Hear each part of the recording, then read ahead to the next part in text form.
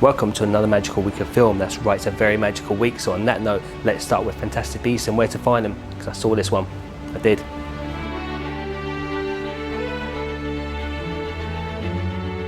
This film is a spin-off from the Harry Potter series, but this time it focuses on a wizard called Newt, as back in 1926 he arrives in New York with a suitcase full of magical creatures. I saw this film in 3D, and if you're into your 3D films, it's visually very beautiful and it's very well done, and it's not too over the top or in your face, no pun intended.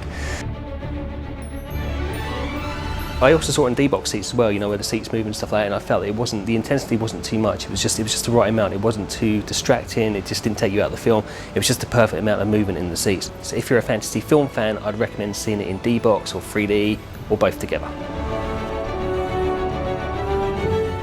I'm not a massive fan of the Harry Potter series, and you're going to hate me for saying this, but I actually found the character of Newt more likeable than Harry.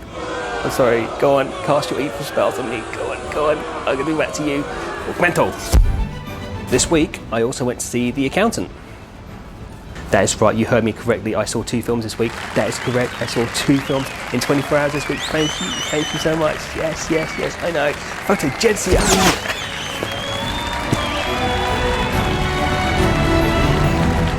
Now, I told you about The Accountant last week, but it was way better than I expected. It's an incredible film, even though Ben Affleck sounded a little bit like Adam Sandler's character in The Waterboy.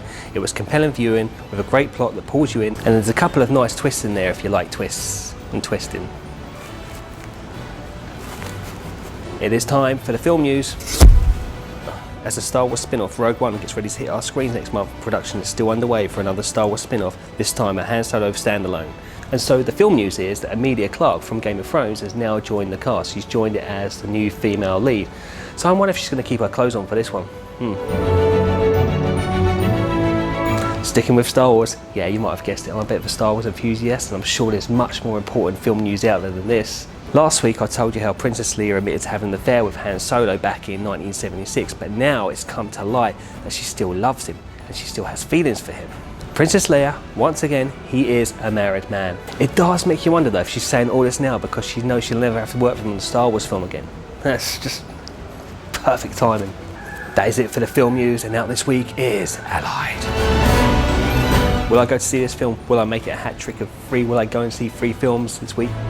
Brad Pitt is an intelligence officer who meets a female French resistance officer on a deadly mission. When they reunite in London, their relationship is tested by the pressures of war.